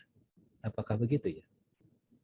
Sebetulnya ini lebih gaya hidup. Gaya hidup kan berubah, ya. Gaya hidup tuh dari dulu sampai sekarang berubah. Kita dulu kan makhluk-makhluk yang misalnya tertib untuk makan di meja makan, ya kan? Baca di sini, duduk di sini. Nah, sekarang itu lebih casual dan semuanya saling mempengaruhi. Ya kayak sekarang kan semua orang nongkrong dan kerjanya dari kafe. Dulu kan enggak. Ke kafe kita mau makan ya, mau makan yang tertib, fine dining gitu ya. Sekarang enggak. Jadi kalau saya melihatnya bukan seperti inovasi, tapi kan desainer itu adalah membaca gaya hidup. Gaya hidup manusia itu apa sekarang? Yang paling nyamannya itu seperti apa? Dulu kan kita tidak ada WhatsApp group juga, ya kan? Tidak ada sosial media. Nah itu begitu geser ya, desain otomatis berubah semua. Iya.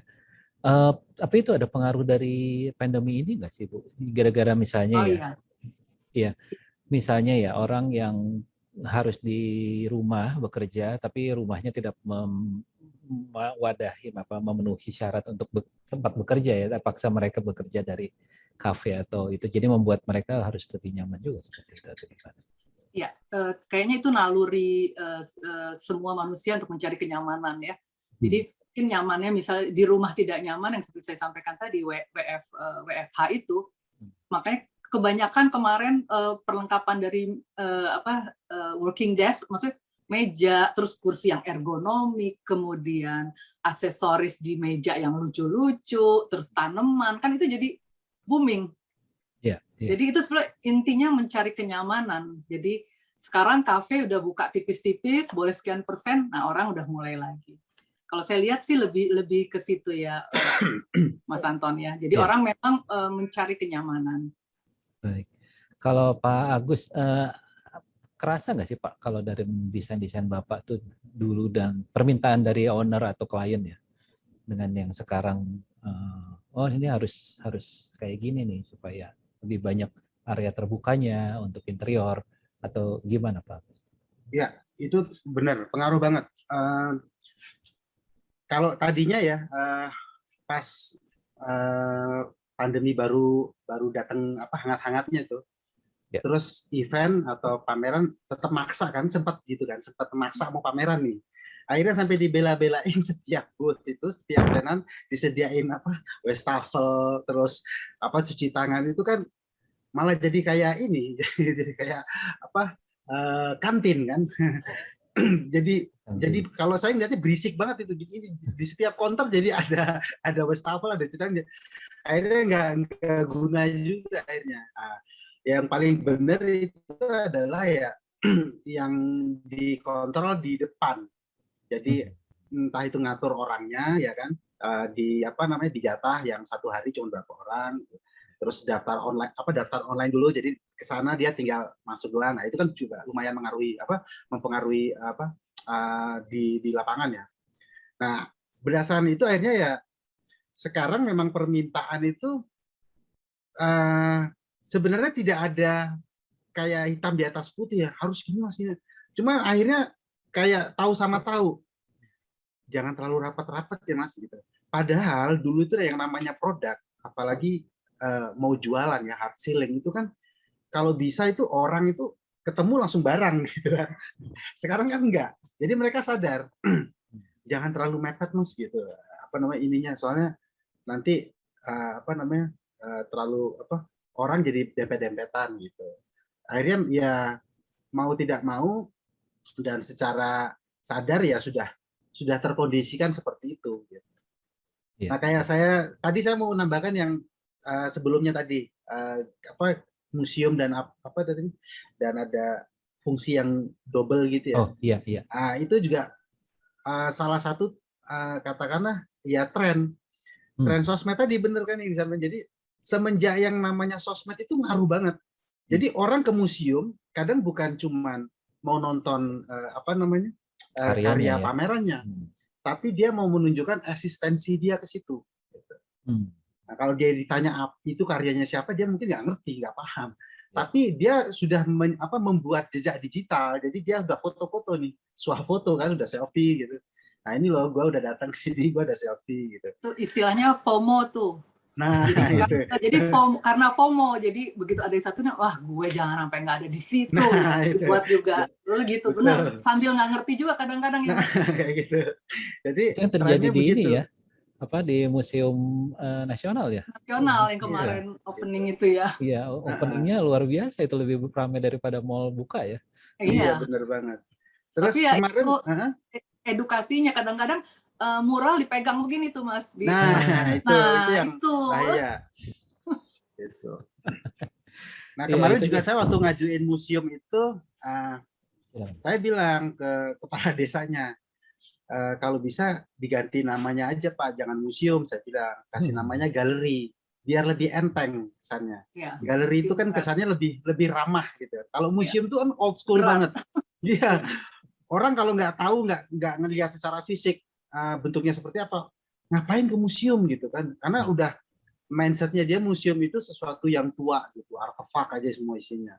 Padahal sekarang museum katakanlah penampilannya udah galeri gitu. Ada karya seni, bisa nongkrong, ya kan? Terus wifi, nah udah gitu. Seperti itu. Jadi ya tren itu memang mau tidak mau desainer ngikutin itu. Iya. Sebenarnya ada pertanyaan tadi yang kebetulan Bu Diana singgung tuh, dipegang-pegang segala macam nih. Ada pertanyaan dari Mbak atau Bapak Bintang ya di chat ini. Jadi selamat sore. Kemudian saya ingin bertanya terkait objek karya yang dipamerkan di exhibition demi menjaga sterilisasi untuk saat ini. Bagaimana perawatan selama pameran berlangsung? Memang terutama bila karya tersebut anyam, sculpture yang memiliki banyak detail, dan apakah sekedar hanya disemprot ataupun memang diperlakukan coating, ataupun ini sebenarnya soal gimana caranya merawatnya ya pas saat ikat gitu misalnya. Kan Ibu ada 1 bulan ya acara itu ya, 6 minggu ya, lebih 1 bulan lebih tuh. Bagaimana tuh Bu? Sebetulnya perawatannya perawatan normal untuk artwork lah ya. Jadi tergantung material dari artworknya seperti apa, itu yang dijaga. Yang agak puyeng sih yang artwork yang sifatnya memakai tenaga listrik atau kinetik. Nah itu yang on off-nya juga harus diatur banget gitu loh. Kadang-kadang ada tamu datang sebelum buka gitu jam 8 pagi. Tolong dong, belum nyala, ini saya mau lihat ini ya, belum buka Bu, gitu ya, kadang-kadang dia masuk. Jadi mungkin yang lebih repot itu ya, tapi kalau untuk hygiene dan lain-lain, karena ini di hotel, mereka punya standar yang tadi saya bilang itu CHSE ya, jadi sudah ditermaintain seperti itu sih. Nah, ini nyambung di pertanyaan berikutnya Bu Diana. Jadi Pak Ali Hanafiah itu menanyakan tentang kalau disandingkan tadi dengan produk digital gitu ya, untuk yang dipamerkan gitu. Boleh tahu item apa saja yang harus diperhatikan kalau tadi yang ada Ibu sebutkan, kalau ada yang merek yang ada listriknya gitu atau digital gitu, yang berbeda dengan desain-desain konvensional gitu. Banyak hal, kalau boleh saya share yang slide selanjutnya itu mungkin contohnya lebih konkret kali ya. Boleh sebentar Bu, yang setelah ini ya Bu ya. Nah ini ada satu project saya juga, ini di awal pandemi ya. Ini sebetulnya sederhana satu ruang makan. Jadi kita nyebutnya dulu immersive dining room. Ruang ini benar-benar cuma buat ber-12, jadi private banget. Jadi yang datang sudah steril, sudah benar atau gengnya sendiri.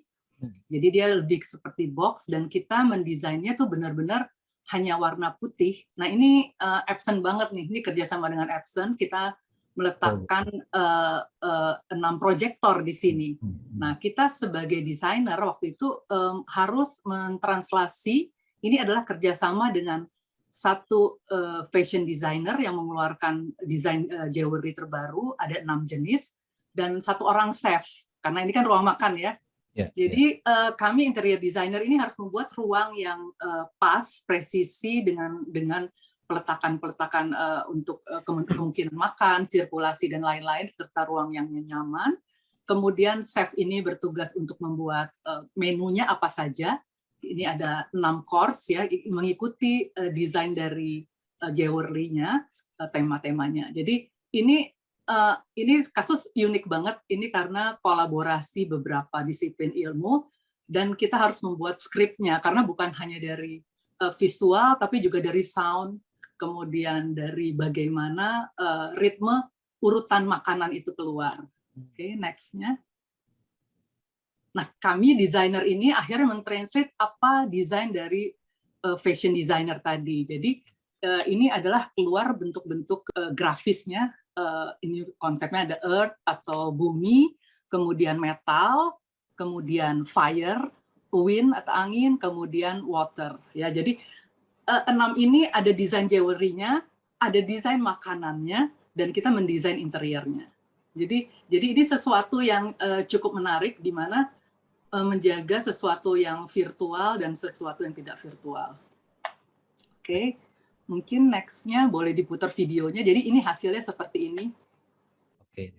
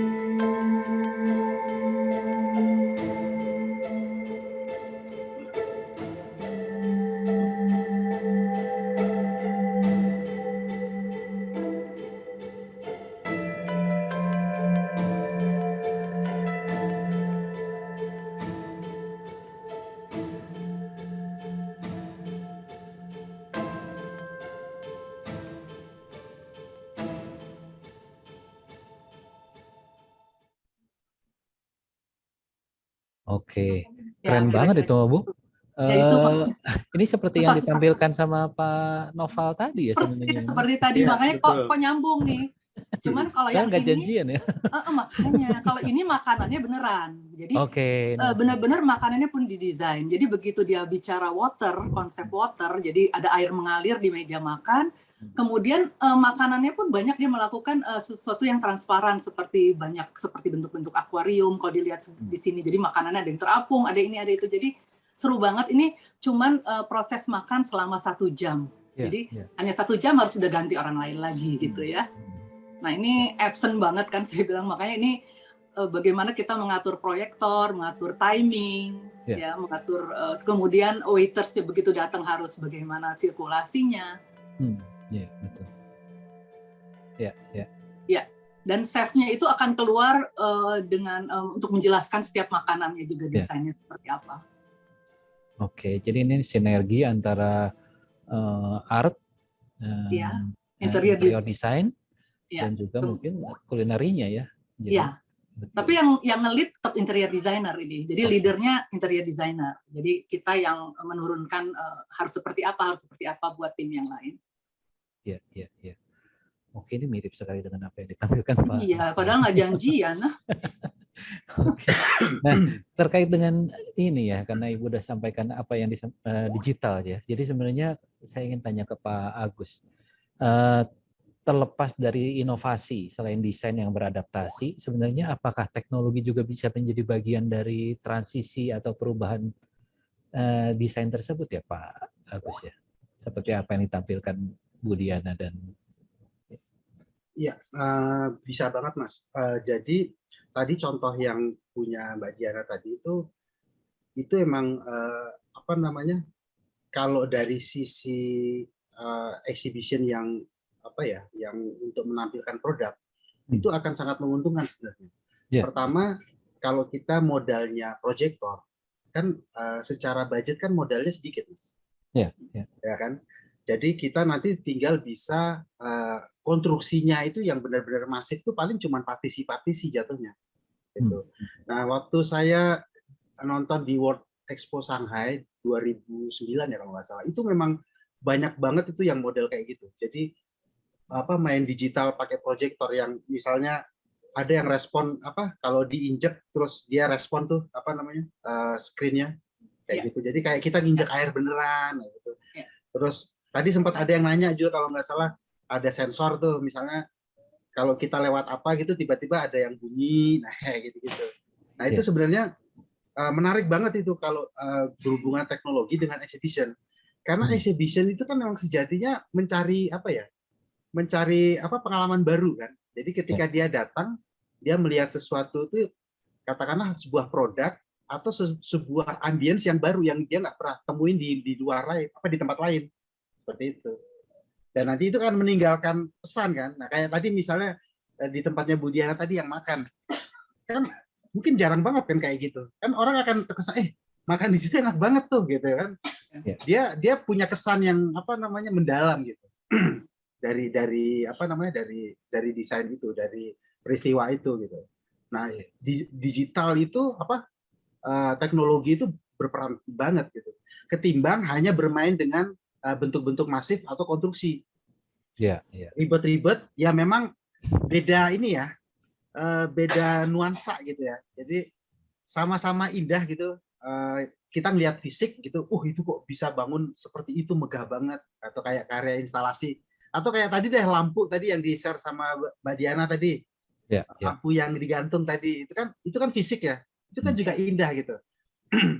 Jadi meninggalkan kesannya itu di tiap orang itu akan berbeda-beda versinya. Cuman kalau kacamata saya nih orang lapangan gitu, apalagi dekat dengan produksi, sebenarnya hal-hal yang berbau digital, teknologi itu akan lebih murah secara produksi, secara biaya. Kan kadang kayak misalnya Epson nih, kan banyak tuh vendor-vendor yang menyewakan proyektornya. Jadi kita nggak harus beli, kan bisa gitu. Daripada dia harus bayar konstruksi tukang, nyewa segala macam, belum nanti masangnya, instalasinya, terus bongkarnya lagi. Nah kalau digital tadi kan simple, seperti itu. Nah menariknya di situ kalau digital. Cuman memang harus dipikirkan banget. Kalau enggak ya nanti cuman kesannya pamerannya nyampah doang, jadi cuman kayak nembak-nembak nggak jelas gitu. Atau kayak dulu yang sempat booming ya, yang di museum Galeri Nasional atau nggak salah tuh, yang ditembak gedungnya itu. Ya dari luar ya, eksteriornya ya. Jadi gedungnya kayak ambruk segala macam. Nah itu kan pengalamannya beda banget itu. Yang dirasakan orang pertama kali nonton itu. Ya, mungkin sebetulnya kata kuncinya experience sih, Mas. Nah, betul, experience. Betul. Jadi experience itu bisa dari yang fisik, bisa juga dari pengalaman yang halu tadi tuh. Jadi sesuatu yang imajinatif yang dibuat. Setiap orang punya rasa sendiri, tapi kayaknya keyword untuk desain tuh sekarang adalah experience. Betul. Jadi yang makin membuat kita jadi pengalaman itu yang nggak kebayar gitu loh. Jadi orang ingat, orang jadi keren tuh yang itu ya. Itu sih, jadi bisa dimaklumi misalnya kita senangnya lihat yang asli atau senangnya lihat ini, nggak apa-apa juga sih, bebas aja sih Mas. Selama pesan yang disampaikan sampai. Dan gitu. mungkin kalau kita desainer harus berkonsep, jadi bukan berarti ada proyektor buatnya asal. Kayak tadi yang saya bilang itu kita terkonsep banget struktur, jadi kayak buat film tuh, jadi ada skripnya. Detik segini keluar makanan ini, detik segini keluar ini, dan harus selesai, harus langsung diangkat, ganti course yang lain. Nah itu mungkin harus terkonsep seperti itu ya, biar kita terbedakan ya Mas Agus, desainer dengan yang bukan desainer kalau bukan yang begini-begini. Iya betul. Oke, iya. Jadi sebenarnya banyak beberapa tipologi mungkin bisa dilakukan atau bisa dibuat berdasarkan fungsi. Tapi kalau untuk ini lebih kompleks mungkin ya, kalau tentang exhibition hall, museum ataupun galeri itu di mana rasa, soalnya rasa itu kan nggak terukur ya, Susah. nggak ada ukurannya gitu. Iya, betul. Nah di situ tuh memang bisa bentuknya tradisional ataupun dengan bantuan teknologi atau digital. Jadi apapun itu mungkin di sini mungkin pentingnya desainer atau interior designer yang bagus ya untuk bisa menyampaikan pesan yang mungkin si artisnya ingin sampaikan supaya nyampe ke para penikmatnya dengan baik. Ada yang ingin disampaikan lagi Bu Diana, Pak Agus sebelum saya tutup karena mungkin waktunya juga sudah hampir menunjukkan jam 17, jam 5. Ada ingin disampaikan Bu Diana? Saya rasa cukup, cuman mungkin catatan saya buat desainer itu yang saya dapat itu kayaknya orang makin kesini makin senang privacy. Ya, jadi privacy dalam arti kalau dari hotel-hotel atau resort, makanya kenapa villa sekarang lebih laku daripada hotel. Iya, betul. Ya, seperti itu ya. Terus kemudian restoran itu orang lebih senang yang jauh-jauhan duduknya sama orang. Walaupun sekarang nanti udah boleh deket, tetap orang mau yang private room atau enggak yang outdoor. Kan selalu sekarang kalau booking outdoornya penuh ya. Nah itu akhirnya nggak bisa dihindari hal-hal seperti itu sih. Mungkin itu tambahan dari saya. Oke, ya. Pak Agus ada lagi? Ya, kalau saya mau nambahkan mungkin lebih kepada keprofesian si desainernya ya. Mungkin buat teman-teman atau katakanlah mungkin di sini ada peserta yang masih baru belajar tentang desain. Tadi itu yang dicontohkan sama Mbak Diana tadi itu contoh fisik nyata bahwa desain itu memang adalah turunan dari sebuah seni. Jadi desain itu kan seni terapan. Jadi desain itu tidak bisa hanya sifatnya cenderung ke teknis gitu, ke teknik gitu. Tapi harus ada sense of art itu. Desain itu nanti akan mempunyai nilai yang tinggi itu dari seninya itu. Jadi apalagi nanti berhubungan dengan misalnya dalam perancangan sebuah tempat yang berhubungan dengan sesuatu yang sifatnya eksklusif. Itu kalau nggak punya seni ya jatuhnya cuma dia bikin tempat kursi ceplok taruh di sana udah gitu doang. Tapi bentuk yang sederhana akan bisa bernilai tinggi ketika si desainernya mempunyai sense of art yang bagus lah. Jadi jangan cenderung ke teknis saja, jangan terlalu terbebani dengan nanti materialnya apa. Kalau saya sih selalu menganjurkan ke mahasiswa saya, material nanti pikirin belakang, yang penting kamu ngide aja dulu yang gila. Yang penting itu tadi salah satunya experience. Nah itu makin kesini akan semakin mahal itu yang akan dicari orang. Karena orang udah jemu teknis sama estetis semua udah ada. Betul. Teknis dan estetis. Ya itu yang harus imbang. Ya.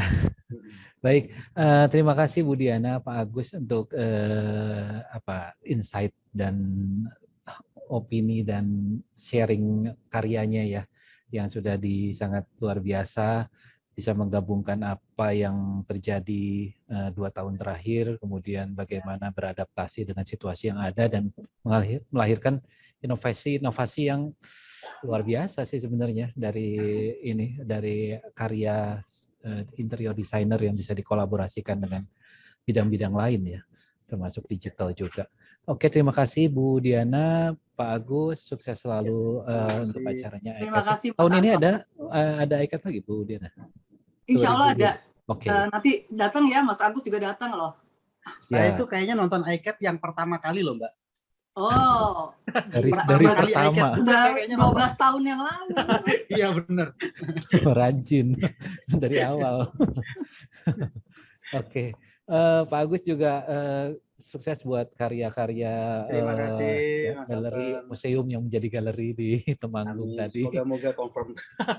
Mudah-mudahan confirm dan itu unik untuk sebuah kawasan yang kecil ya, Pak Agus ya, yang berbeda dengan Jakarta.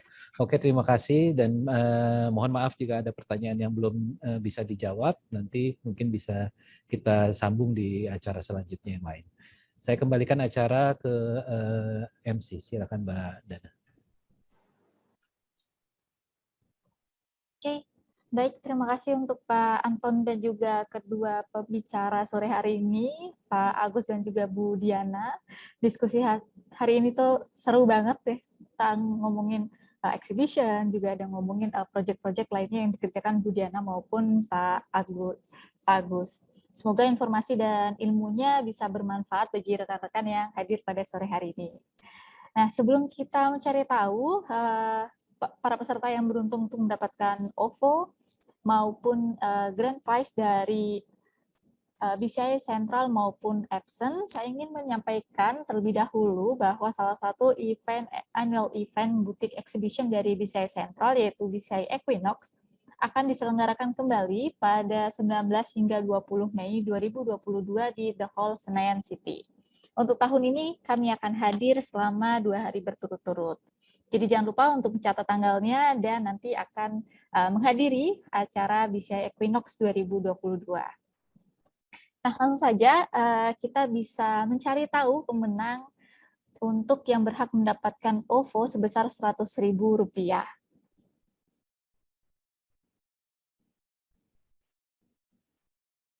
Oke.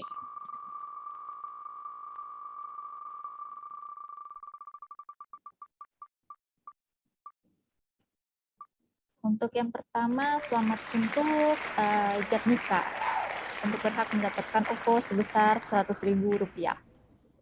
Lalu untuk yang kedua,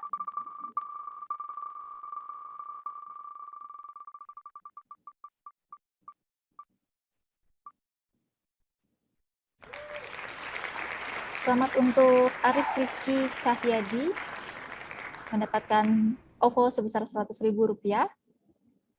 Lalu untuk yang ketiga,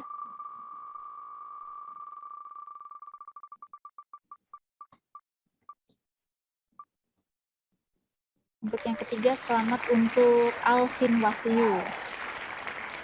Lalu untuk keempat,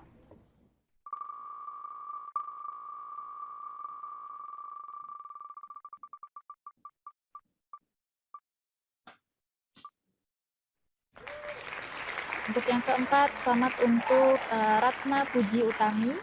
Lalu untuk pemenang yang terakhir yang mendapatkan OVO sebesar Rp100.000.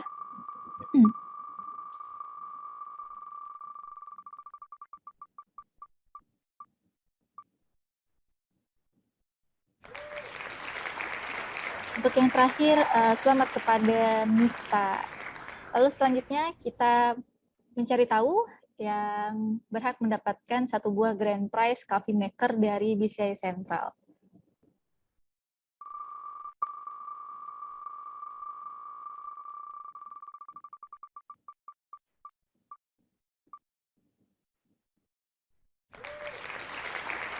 Untuk yang berhak mendapatkan coffee maker dari BCI Central yaitu Lisa Kusuma. Nah, lalu selanjutnya kita akan mengundi untuk rekan-rekan yang sudah mengisi feedback form yang telah kita berikan linknya di kolom chat, yang nantinya akan berhak mendapatkan grand prize dari Epson, yaitu printer L121.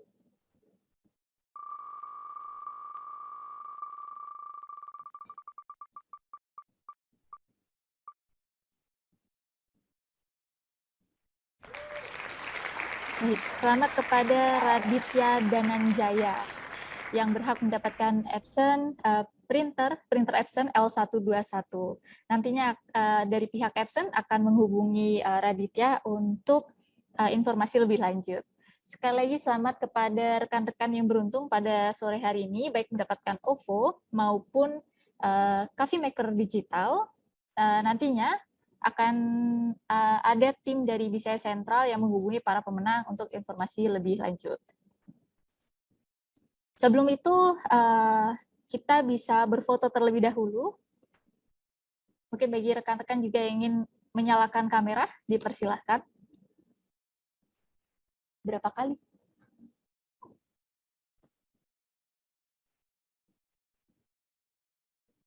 Oke.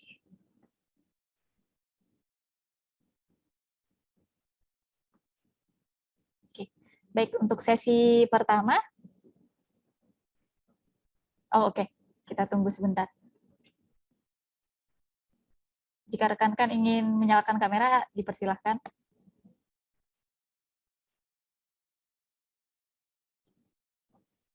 Oke, untuk sesi pertama, 1, 2, 3.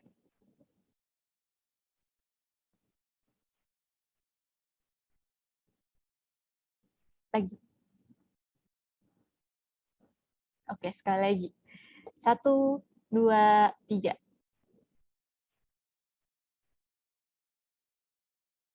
Cukup? Baik. Terima kasih. Sekali lagi, terima kasih kepada pembicara dan juga seluruh partisipan atas antusiasmenya dalam mengikuti acara IDD Lights kelima dengan tema Stimulate the New Innovation to Achieve Customer Business Goal yang berkolaborasi dengan HDI DKI Jakarta dan disponsori oleh Epson, serta didukung oleh Construction Plus Asia dan juga Archify. Jangan lupa untuk follow @bciasia.id dan @constructionplusasia di Instagram untuk mendapatkan update terbaru mengenai acara-acara selanjutnya. Tetap semangat, semoga sehat selalu. Saya Aldea Febrian, mohon undur diri. Selamat sore.